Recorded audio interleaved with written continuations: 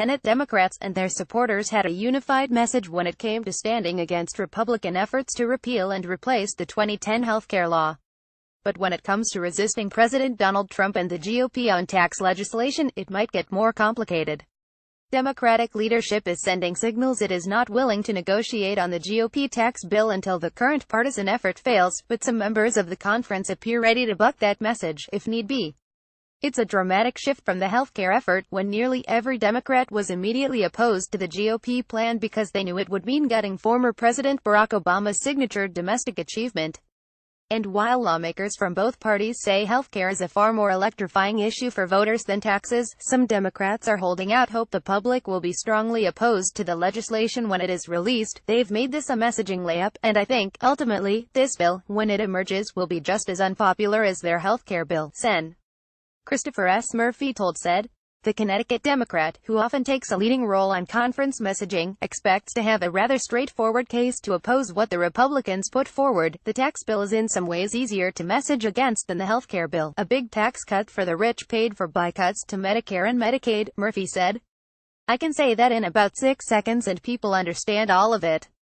GOP targets but Sen. Cory Gardner, the chairman of the National Republican Senatorial Committee, has his doubts. It's going to be very difficult for Democrats to unite against tax relief that grows wages, that brings jobs and businesses back to the United States and makes us competitive again, the Colorado Republican said. Quite frankly, if they are united on that message in opposition, it will mean significant problems for them in 2018 and beyond, when all of a sudden tax reform passes, tax relief passes, and it's with bipartisan support. I guess their message works in California, I guess their message works in New York, but it's not going to work in Missouri, Indiana, North Dakota, Montana, you name it, Gardner said. That was of course not a random list of states rattled off by the leader of the Senate GOP campaign apparatus. Those 4 states have incumbent Democratic senators on the ballot next year who are being targeted by Republicans. And the GOP intends to make it difficult for those members to oppose the final bill. While details are still under wraps, Republicans say they are considering a proposal that could end up addressing concerns from the minority party. Instead of repealing the estate tax, for example, the GOP may instead double the tax exemption on money left to heirs. Breaks in the ranks. That may be why some lawmakers are not on board with Senate Minority Leader Charles E. Schumer's assertion that Democrats won't support any bill until the partisan effort fails. I'm ready to negotiate tax reform now. I will continue to engage with my Senate colleagues and the White House. That's my job and Hoosiers expect me to do it. It doesn't make sense to me to wish for it to fail before we even know exactly what it is, Indiana Democrat Joe Donnelly said in a statement. The leader doesn't speak for me. I have a voice of my own, said Sen. Claire McCaskill, a Missouri Democrat. I am anxious to see the first glimmer of some kind of effort to allow somebody to participate in this besides Republicans, but while some provisions may garner the support of Democrats, particularly ones that members have supported in the past, Republican tax writers could also include items that would be easy for Democrats to oppose.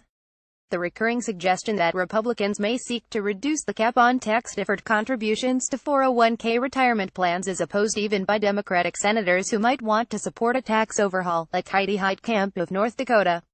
A former state tax commissioner, Heitkamp is among the targeted Democrats to which Gardner was referring. I've long said I'm eager to work with Republicans and Democrats on a tax reform package that simplifies the tax system and reduces taxes on hard-pressed middle-income families and small businesses, she said in a statement. But I'm very concerned by reports that Republicans intend to reduce the tax-free contributions that working Americans put into their 401k plans to save for retirement.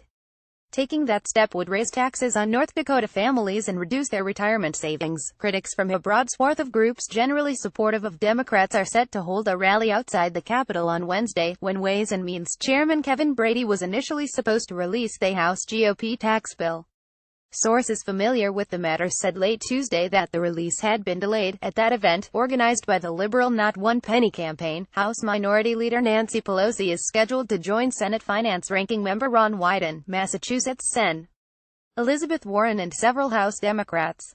Liberal groups including the Progressive Change Campaign Committee and MoveOn.org are organizing the pushback against the Gold tax plan under the Not One Penny banner, along with the Center for American Progress Action Fund and Organized Labor. Other complications. Democratic messaging efforts may need to be somewhat different for the two sides of Capitol Hill if the eventual goal is to stop the Republicans in their tracks. That is because the House and Senate differ in terms of membership makeup. The House Republican Conference includes no shortage of members from high-tax states, where efforts to curtail a deduction for state and local taxes are very unpopular. The majority of those states, however, have Democratic senators, all of whom have been shut out of the negotiations so far on the tax plan. The messaging could also be made more difficult by the Democrats' conflicting views on the plan. While some members, including Schumer, appear poised to oppose whatever plan Republicans release, others are keeping the door open. "Chuck knows that I've got some problems with that," Montana Sen. John Tester said of the blanket opposition. "We're going to look at it and analyze it for what it is." Correction, November 1st, 103 p.m.